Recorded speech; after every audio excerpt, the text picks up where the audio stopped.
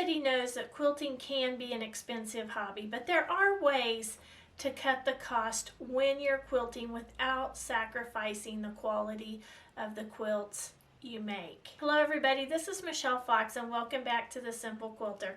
Today I'm going to be sharing 20 tips with you on how to quilt on a budget. So now I am guilty of buying lots of fabric over the years. I have a pretty nice size fabric stash, probably more than I can quilt in a lifetime. However, in the past 9 to 10 or 11 months, I have really significantly reduced what I purchase, and I have saved quite a bit of money. And the number one way to quilt on a budget is to, when you're going to make a project, is to first shop your stash. Now, most quilters do have a stash of some sort. Now, there are a few quilters out there who don't have a stash and they just buy the fabric they need, and they're saving money already. They're already quilting on a budget just by doing that. So, the first tip is to shop your stash. The second tip is to don't forget your scraps. Now, I've shown you all this before, but I organize my scraps by colors, and I just try to limit it to one container. But don't forget to shop your stash. As I was pulling this out, I thought, wow, I can make just a 2-color quilt using blue and white, and that would make a gorgeous quilt. So don't forget your scraps. Now, I'm not saying I don't ever buy fabric, but when I do buy fabric, I really am trying to buy only the things that I need. For example, if I need a border, or if I need a binding, or if I have to have a backing. I mean, there are even ways to save money with backing options, but I really am only trying to buy what I absolutely have to have. Okay, now the fourth tip is when you have to purchase fabric, try to find it on sale. There are lots of ways that you can find fabric, lots of places that sell high quality quilting fabric that you don't have to spend a fortune on. So you can try to find it on sale. Now, one mistake I've made in the past is I would buy fabric just because it's on sale. That was not a good idea. That is not a way to quilt on a budget, because I ended up buying way more fabric than I needed and way more fabric than I can use. So don't buy fabric just because it's on sale. But if you can find what you need and find it on sale, now that's a good deal. Now, another thing when you're buying fabric is avoid precuts. Precuts just cost more. You're paying for convenience, and if you're really trying to quilt on a budget, try not to buy precuts. Now, some people would argue, well, precuts save you money because you get such a big variety. Well, yeah, but you're paying more. So, I mean, I guess you really have to weigh, the cost of that, but just looking at the price per yardage, when you buy precuts, you are spending more per yard than if you just buy yardage. Okay, so that was the first 5 tips. Now the 6th tip has to do with batting, and I have a couple suggestions for batting. Number 1, you can piece your batting together. You can use a zigzag stitch, or you can get fusible batting tape that will connect your pieces together. Now that's one way to do it. Or again, you can just zigzag them together to create a quilt size piece of batting. Another thing you can do is you can buy batting by the yard, and that is a cheaper way to do it, especially if you have a coupon or find it on sale in places like Hobby Lobby or Joann's. So that is a cheaper alternative for purchasing batting. Another tip is when you're buying thread. Now, I use Aerofill. I I use what I consider a high quality thread, and I have bought lots of different colors. But anymore, I really only primarily sew with white, cream, and black. And so you can really just sew with neutrals that will blend into most colors. Now, gray is another good neutral. I don't have any gray thread, but I know lots of quilters that sew with gray thread because it does blend in with so many other colors. So stop feeling like you have to buy quilt thread that matches every piece of fabric. Just buy those neutrals that will blend in. Another way you can save money when quilting is to avoid purchasing high dollar irons. Now, I've had Aliso and Rowenta irons that are very expensive, but I've also had inexpensive irons that I have purchased at Walmart that have worked just as well. So you don't have to buy those high dollar irons to be able to press your seams flat. Now, I use Best Press, and there are some things that I am willing to pay a little bit more on. Now, I do buy this by the gallon now, so that saves me a little bit buying it by the gallon. But another alternative is to use Faultless or just regular starch. This is much less expensive than the Best Press, and it goes a little bit further than the Best Press. But it is cheaper. Now, when I first started quilting, we didn't even have Best Press. I just used water, and I used that to get my seams flat. There are cheaper alternatives. You can go without using it, or instead of using a starch alternative like this, you can use just regular spray starch, or there are even homemade recipes out there on the internet if you want to Google them and try some of those. So there is a less expensive option. Another way you can save money is by buying cheaper versions of notions. For example, this is one of my favorite seam rippers, and this was more expensive, but this very inexpensive one works just as well. They're seam rippers. Even though maybe this feels better in my hand than this, they both do the same job. So you don't have to buy high dollar to get the job done. Another example would be like these magnetic pen holders. This one came from Harbor Freight. This one came from Fat Quarter Shop. This was way more expensive. This was very inexpensive. But the cheapest version of a way to hold your pens is just a pen cushion. These were gifted to me. This one was gifted to me, so it didn't cost me anything. So again, you don't have to have those high dollar notions. Another thing you can do is to repurpose or recycle items. And let me show you what I mean. Now here's a good example. When I first started quilting, we didn't have those neat little binding clips that we have now, but I used hairband clips. I had these. Somebody had recommended that, so I just used these little hair clips that I already had. So you can use things like that for binding instead of having to purchase anything. Another thing you can do is you can avoid buying specialty rulers. Let me give you a good example.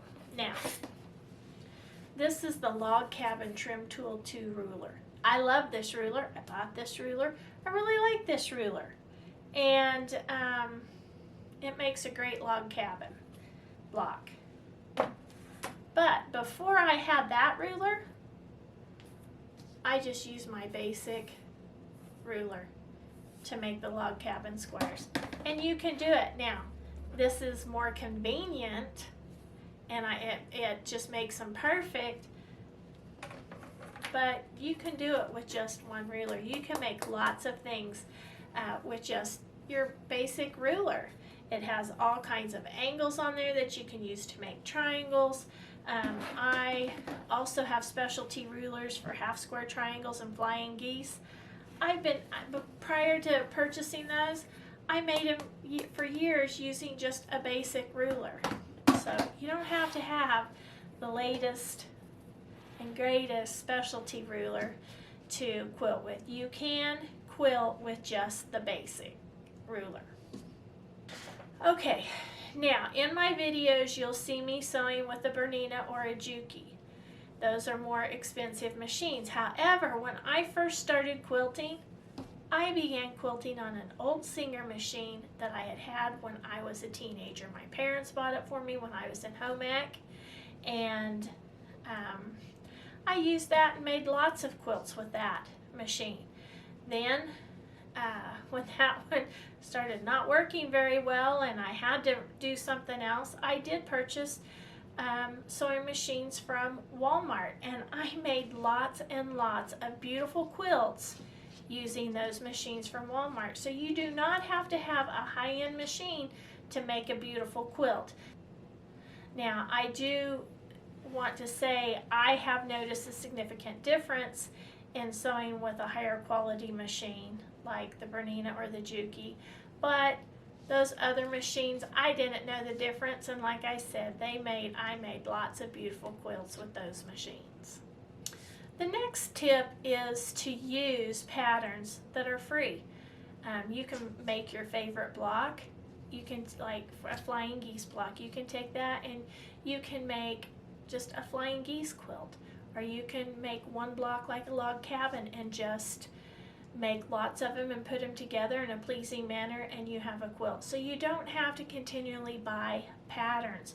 Again, use what you already have.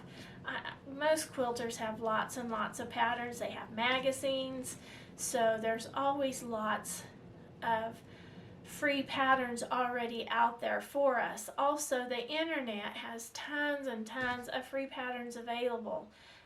You just have to do a little bit of searching and they're out there. Lots of free patterns, and like lately, since I've been doing YouTube videos, I usually sew and create my own patterns. So those are all options that don't cost a dime. Okay, so we are actually on tip 17, and tip 17 is to take good care of your equipment so that you're not having to replace it. Read the manuals of your sewing machines, oil it like you should, replace your needles like you should, have it maintenanced when you need to. So that is another way to to quilt on a budget. Now, it does cost a little bit, but in the long run, it helps prolong the life of your machines, especially if you've invested in in a more expensive machine. Taking good care of it just helps prolong the life of that machine, and in the long run, it saves you money. Number 18 is to sew with fabric that's already in your home. For example, make a t-shirt quilt. T-shirt quilts are popular and are loved by lots and lots of people. My daughter just told me the other day she still had a bunch of t-shirts in her closet that she wanted me to make a t-shirt quilt, use to make her a t-shirt quilt. And it's just a good type of memory quilt too. In the little closet here by my sewing room, I have old cotton shirts that my mother had worn, and I want to make a memory quilt out of those. Now, another type of quilt I've made that has not cost me much money, and that is using blue jeans. I had a friend give me lots and lots of blue jeans, and I cut them up and I made a picnic quilt for my son and his family, and they just loved it. So you can make beautiful quilts from things that you already have, which reduces the need to purchase more fabric or more items. Tip number 19, if you shop online, watch those shipping costs. Sometimes the different online companies will offer coupons for free shipping, or they'll have specials where they'll have a day where it's free shipping. Or if you purchase so much, you get free shipping. Now, when I had been buying more stuff, I did try to consolidate my orders and wait till I had enough so that I could get free shipping, because shipping costs are expensive and they can really add to the cost of your quilting supplies. So watch for that. And if you have a local quilt shop, shop locally, and that will save you the shipping cost. Sometimes a local quilt shop may cost a little bit more, but if you figure in the cost of shipping, ordering online may cost more than buying at your local quilt shop. So watch those shipping costs. Quilt your own quilts. For example, I paid to have this quilt quilted years ago, and I could have easily drawn a grid on here and quilted it that way. I could have done straight line quilting. I could have done lots of things with my walking foot. I just chose not to. But to really save a lot of money, you can quilt your own quilts. And you don't have to have a big quilt machine to do that. You can do that with just a walking foot. If you are just learning to quilt, there are lots of free online classes that you can take. YouTube has all kinds of videos for beginners. There's just all kinds of things you can learn to do related to quilting out there on YouTube. And the last tip I want to mention is join your local quilt guild.